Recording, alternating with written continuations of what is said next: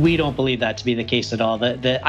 Our belief is that the use of AI and integrating AI into teaching and learning only increases the importance of the teacher and student, in-person dynamics and relationship. It builds upon it as humans, that interaction with other humans to explore and discuss.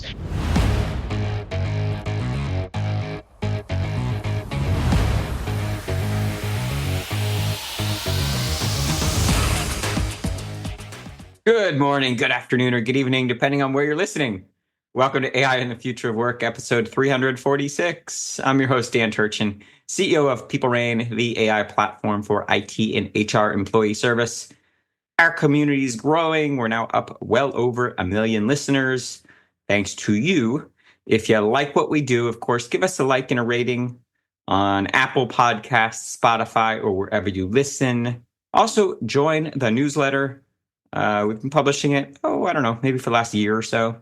And we include all sorts of AI fun facts and tips and some comments from the guests that don't always make it into the main episode. We'll share a link to register in the show notes. If you share a comment with me, I may just share it with the audience in an upcoming episode like this one we received from Dorit in Zurich, Switzerland, who's a data analyst at a global bank and listens while on her morning stroll. Dorit's favorite episode is the one from season 3 about AI and the future of time management with great CEO of Clockwise, Matt Martin. We will put a link to that one in the show notes. We learn from AI thought leaders weekly on the show. And of course, the added bonus, you get one AI fun fact.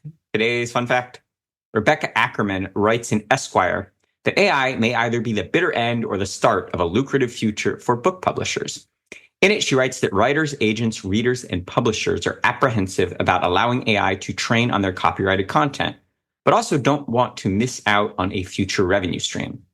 Recently, 17 authors partnered with the Authors Guild to file a lawsuit alleging that Microsoft and ChatGPT violated copyright law by using books to feed their generative AI models. The tech companies claim that training their models on copyrighted content is equivalent to a person reading books to improve their own writing.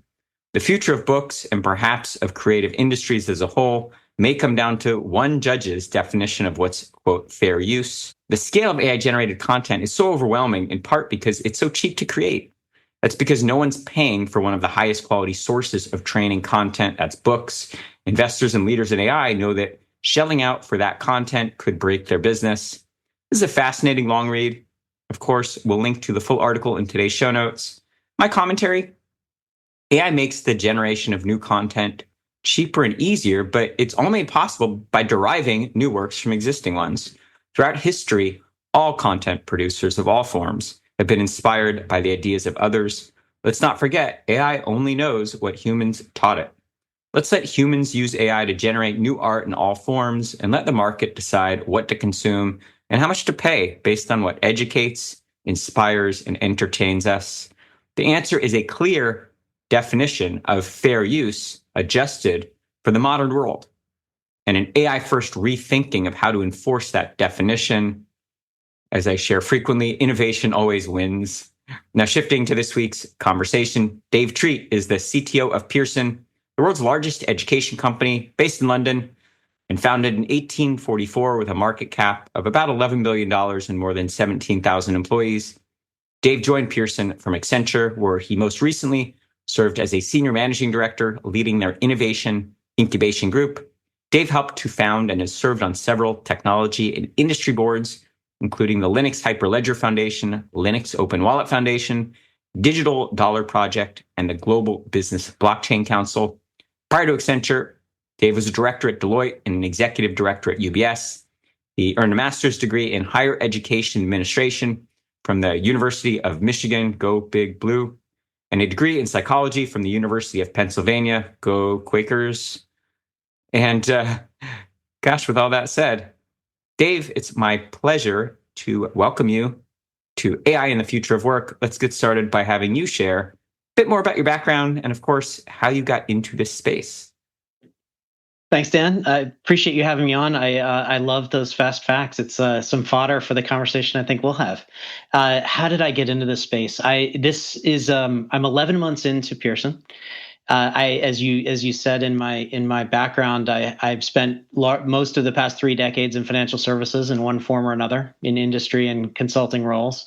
But my original path was teaching and research, and I was ended up with a master's in higher education, but was aiming towards a dual degree between organizational psychology and education. My focus was on the influence of technology on learning, and I kid you not, my master's thesis was focused on the effectiveness of video conferencing for remote teaching.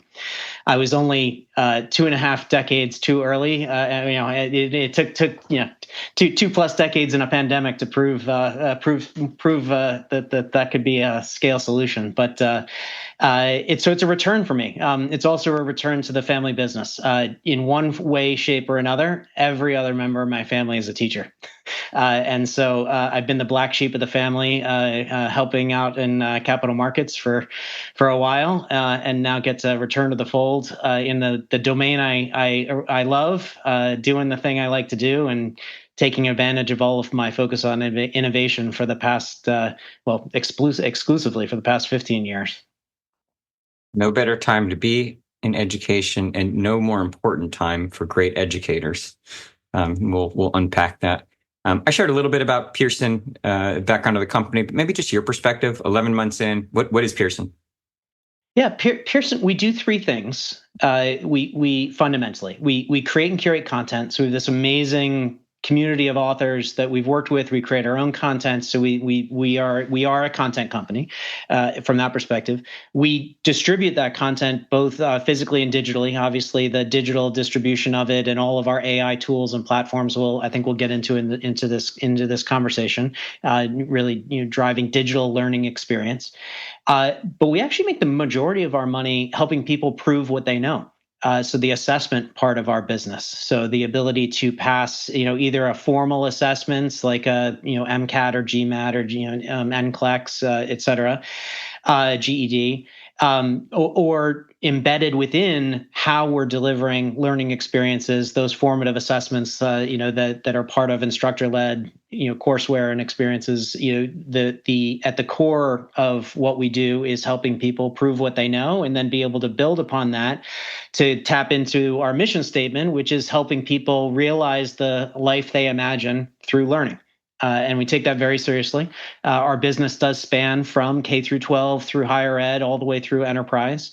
The enterprise aspect of our business is the newest and fastest growing, if you will.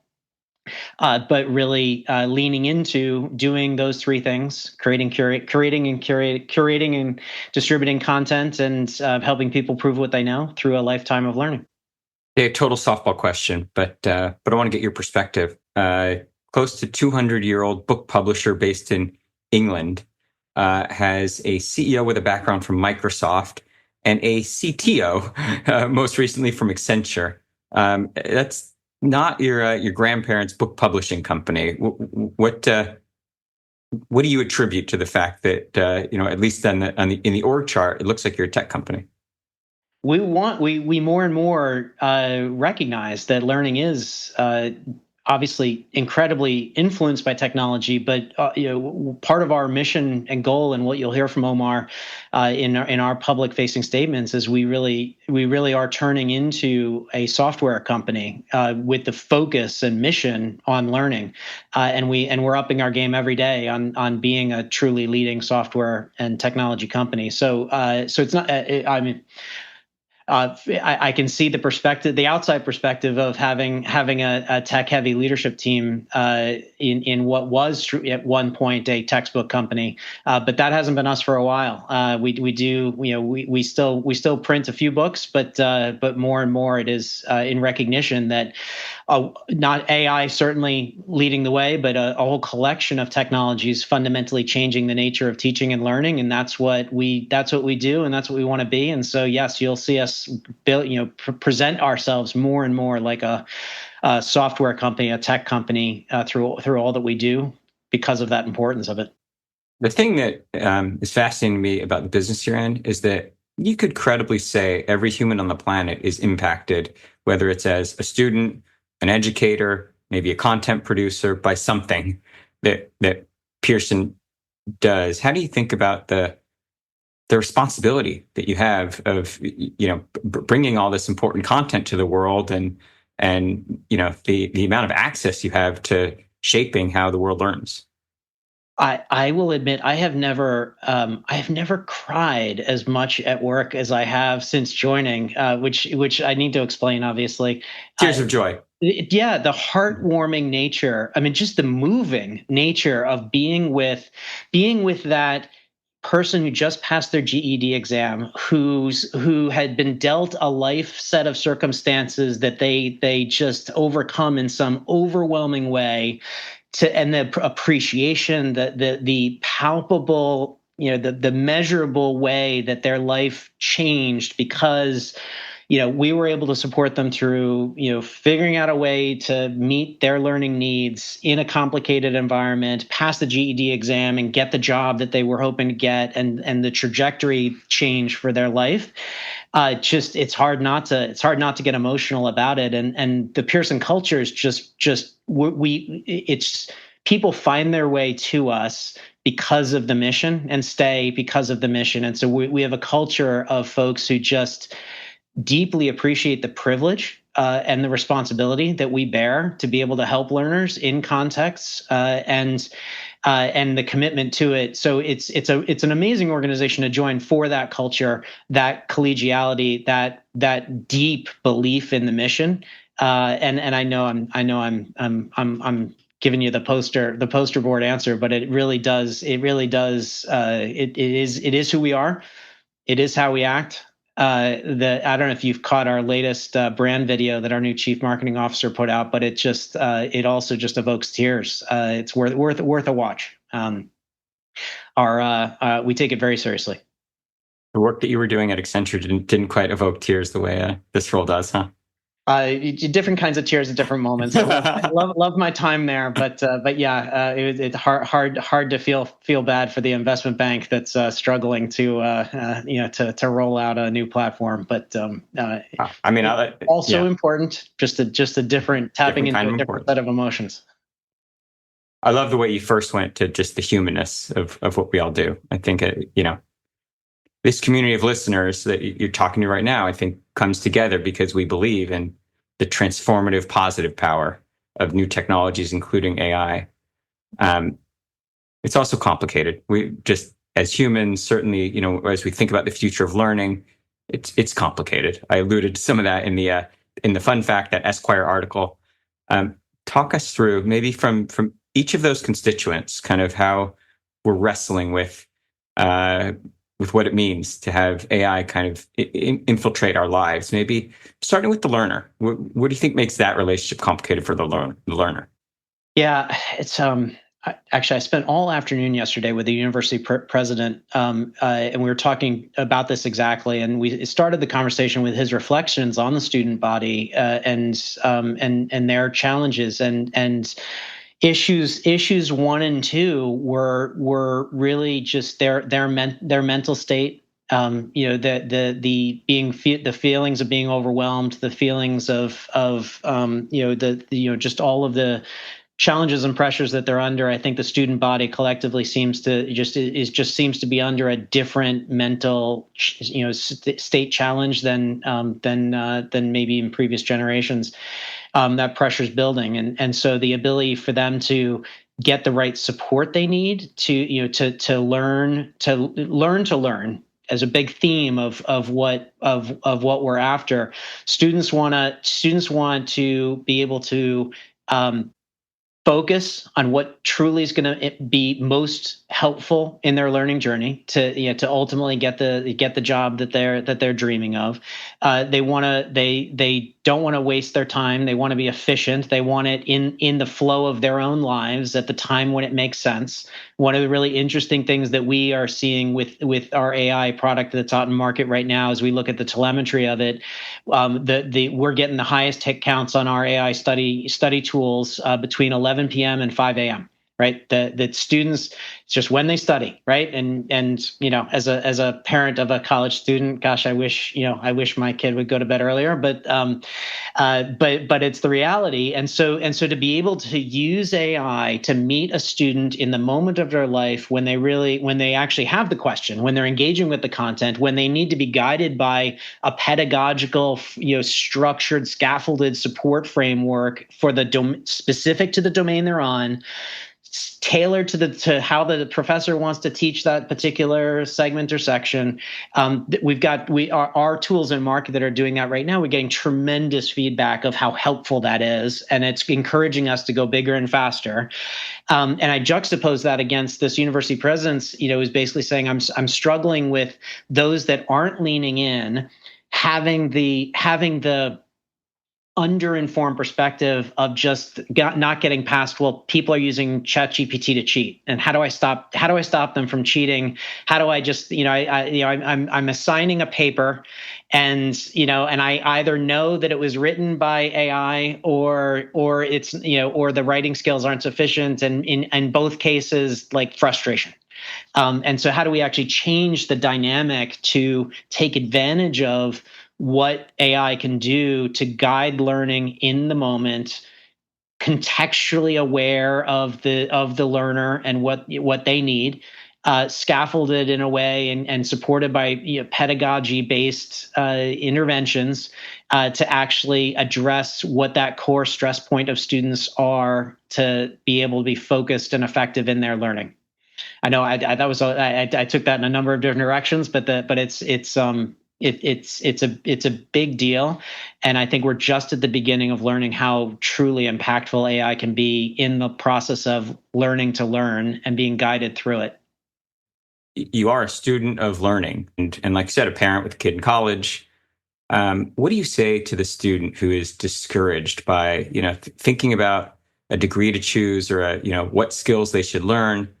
And they say, it's futile because, I'm going to get outsmarted or, outworked by AI when I'm in the workforce. What's the role of that higher ed degree or pursuing higher education? Yeah, it's such an important question.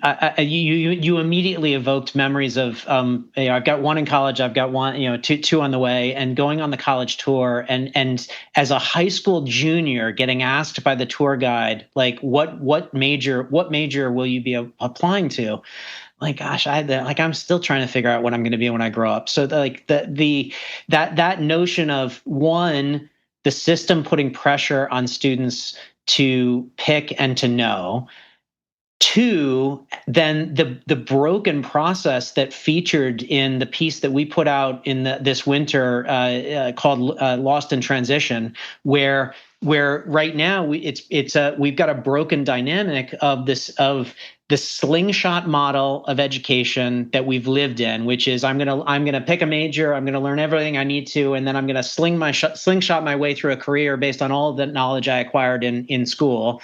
Like, that doesn't work, and more so every day. And so when you put the pieces together of a structure of education that's not painting the clear pathways to careers, the changing nature of how AI and innovations changing those careers and changing the skills needed to be successful in those jobs and careers. This is a big part of our focus right now. Is actually we again are in a privileged position. We bought a company a few years ago called Fathom. It has a skills ontology where we're constantly updating that mapping of what skills are required, not just for which job, but tasks within jobs, and having that as a framework against which then we can have the guided learning and the exploration for a student to understand, okay, these are the skills I've developed so far in these content areas and domains. What doors and career pathways has that unlocked? What would I need to learn to be able to pursue this part of my dream? And then having a much more deliberate pathway to get there. We want to give students that confidence with this set of tools, and we're integrating these things more and more every day. So we have a huge early career focus to our business that is really looking at that that again, that Lost in Transition report talks about that skills gap that we have today, where it's not well enough understood as to we're the frustration from employers that there's a shortage of people with adequate skills for how the jobs are changing, and the imperative that puts on the learning, that the higher education and even K through 12 learning experiences. We can do a much better job, and this is our focus of painting that clear picture of skills to job and skills to your context, and then learn from your current context into that job, and learn along the way, knowing that you're going to be in a lifelong of learning to follow. Very well said. And everything you just said is timeless, future-proof and timeless. Absolutely. I'm taking the over on this one. I agree.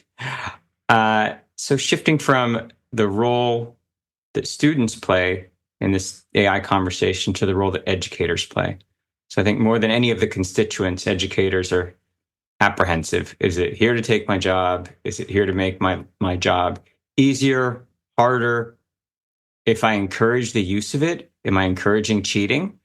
I think every educator is really wrestling with this complicated relationship with AI. How would you, from the perspective of Dave Treat and what from your educational background and what you hear in the field, how would you describe that relationship? Let's tackle a couple of different facets of it. So I think there's the use of AI and automation to be able to make the teacher's life, the administrative aspect of a teacher's life, simpler, and take away the things that are distracting their focus from doing the valuable work of engaging directly with students and doing the teaching. And I think we're delivering tools to help professors develop a course course construct quicker and easier, more in a more flexible, dynamic, automated fashion. The whole notion of assistance with grading, even if even in the mode of handwritten assignments, that notion of using computer vision and AI to help accelerate and simplify grading. The navigation. What's the stat? The average K through 12 school system has over 2,500 apps available to their teachers, which is overwhelming, right? What tool to use in what context? So many different combinations. We're more and more looking at how does agentic actually work to integrate all of the tooling, natural language engagement, make it easier for the teacher to break free from the desk at the front of the classroom and actually be out with the students, wandering around, interacting with them, and engaging. So that administrative automation, simplification construct, whether it's in K through 12 or in higher ed, or even in the workforce training space, we can get to that later. Let's take away the administrative aspects to be able to enable teachers to focus on the truly valuable part of connecting with students and the teaching and the content and the engagement, right? That notion of engagement in the classroom. So that's one part of it. I think the other part of it is we absolutely have to rethink the paradigm of what is instructor-led, what is the instructor-led experience, and break from a lot of what we've just assumed to be fixed constructs of the past of read the chapter, end of chapter quiz. I'm gonna use quizzes and tests as my means to check in and understand what the class has absorbed. The notion of AI study tools in partnership, so an AI learning orchestration agent that's with a student, guiding them through based on the professor's content and the way they wanted to set up a course, helping individual students in a deeply personalized way, paired with the instructor learning agent that's helping them understand, and then the two interacting with each other so that the professor, is before the next class is getting feedback to say, potentially in a blinded way, look, the class did not get what you said about ionic bonds. Like they didn't get it enough. There were a bunch of questions being asked. Here's the feedback based on the AI study tool interactions of the students as they're doing their homework or interacting outside of the classroom.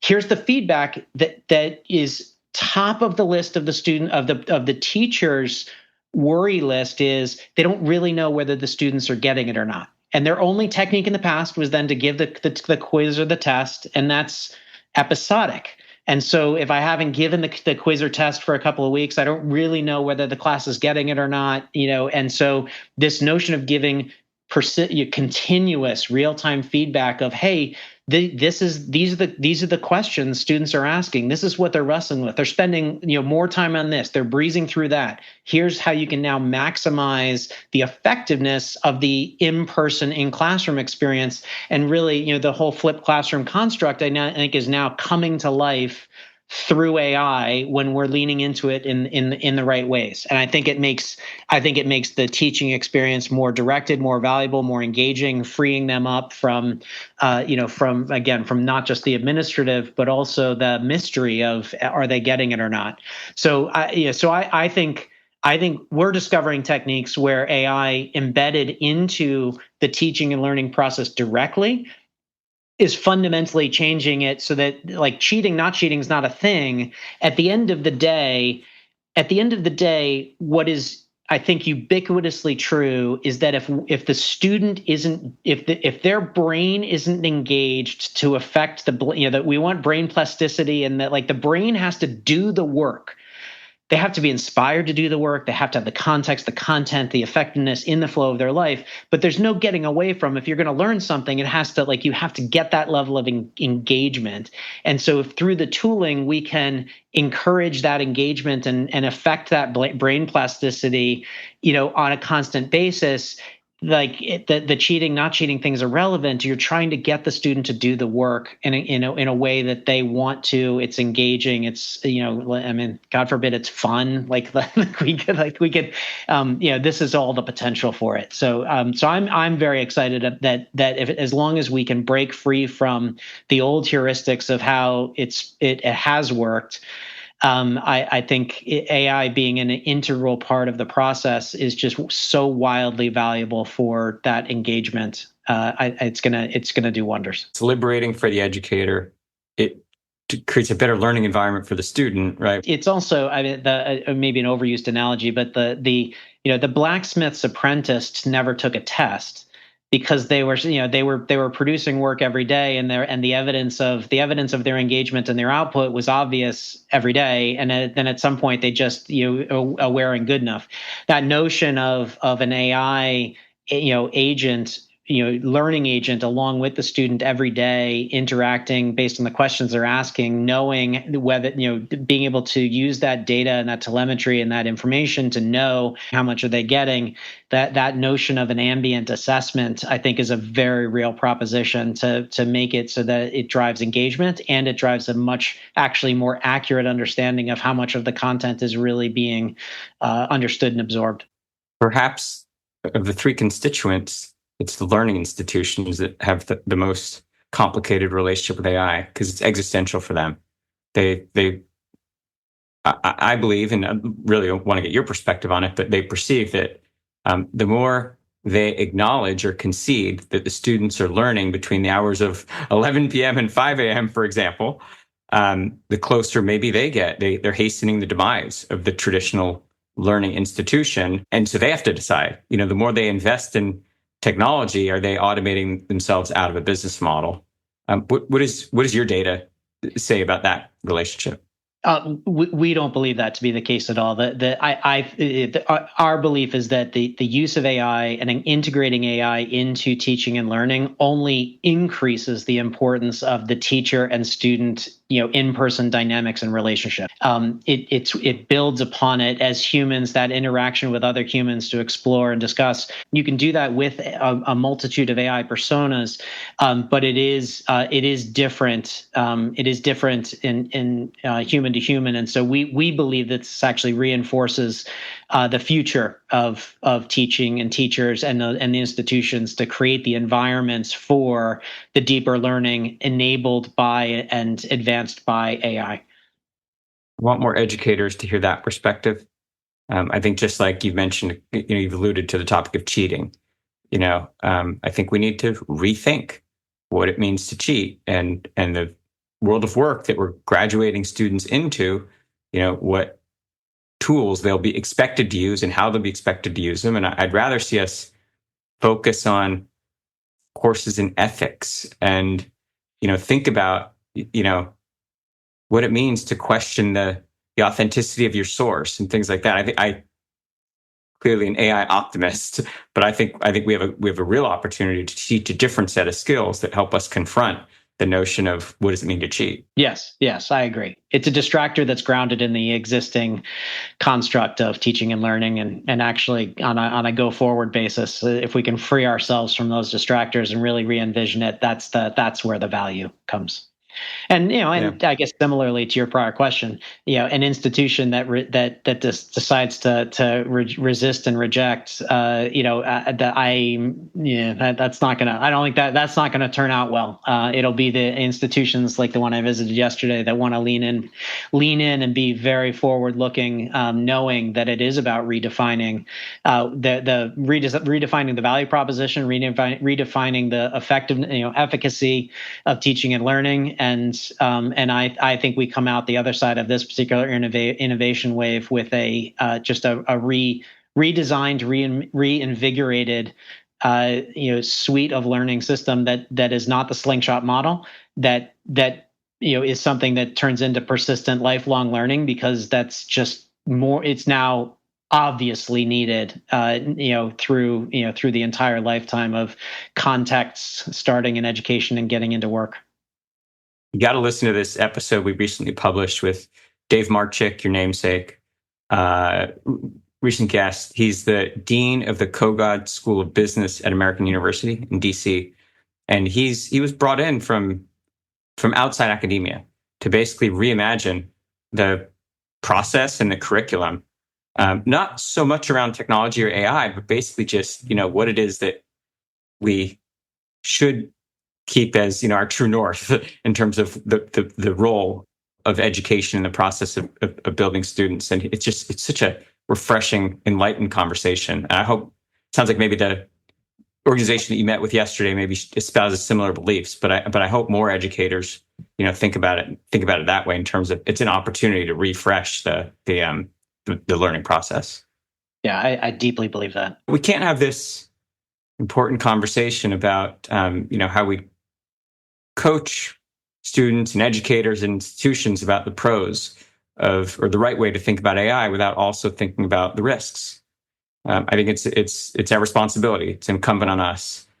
So both from your role as a CTO, producing learning content, and thinking about the data and data hygiene, and how do you kind of create a culture at Pearson, and just how does Dave Treat think about AI safety, or the right way to think about AI guardrails? For me, step one is I did not want to be the clever amateur trying to figure it out on my own. So step one for me was I immediately hired an expert, a responsible AI expert who just finished their doctoral program, studying responsible business and AI specifically, and a wonderful work around guardian agents and how that works. So went to experts straight away, but Pearson, of course, has a deep and broad history of being the trusted partner for the world of education around our content, our pedagogy, the learning science we apply to all of the products that we put out. So we take that super seriously, and are very focused on, as we think about how AI is applied, all of the guardrails to make sure that the models can't, no one can jailbreak the model, that the content that we're presenting is trustworthy, and trained on our strength around the petabytes and petabytes of data we have around content and learning experiences over the past few decades. So we're doing it central to what we're building.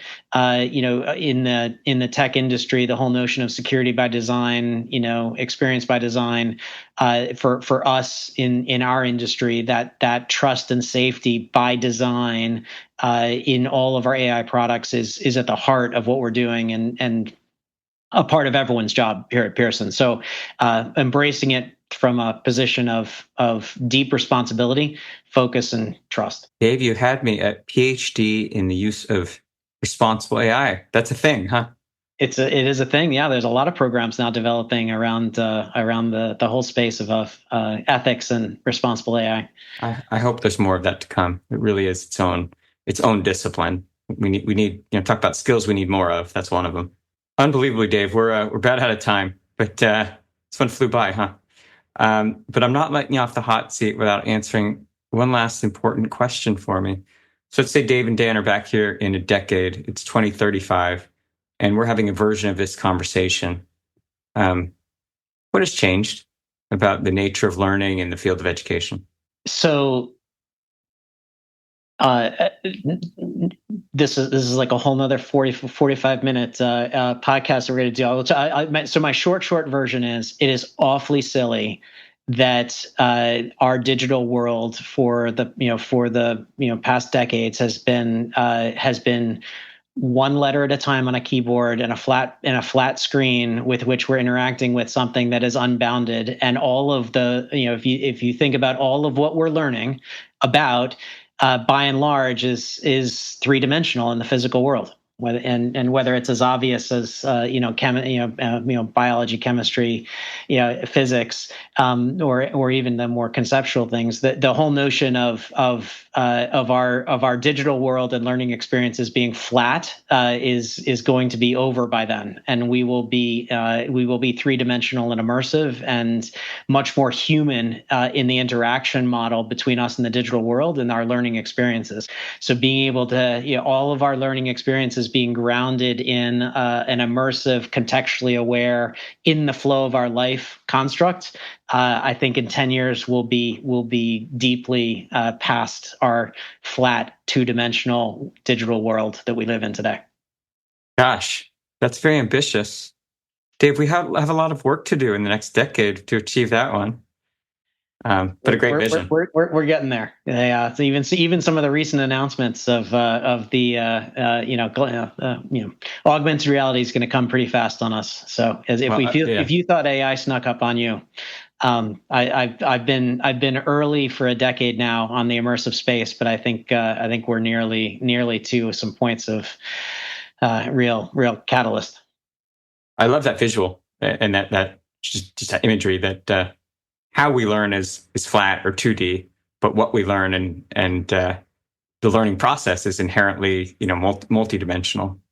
Dave, this has been fantastic. Where can the audience learn more about you and the great work that you're doing?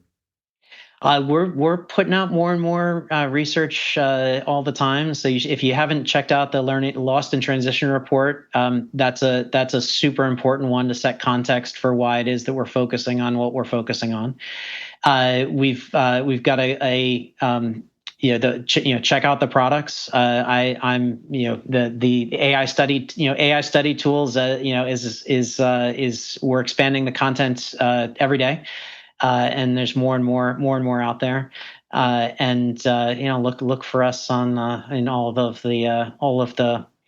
the conference events and tours. We're going to be more public and out there than we I think used to be. We were pretty conservative about what we put out. We're much more open these days. So look forward to meeting and seeing you out on the circuit, and would love to have another conversation with you. This has been a ton of fun. I appreciate it. Likewise, Dave. And if your team could provide links to those resources, we'll include them in the show notes as well.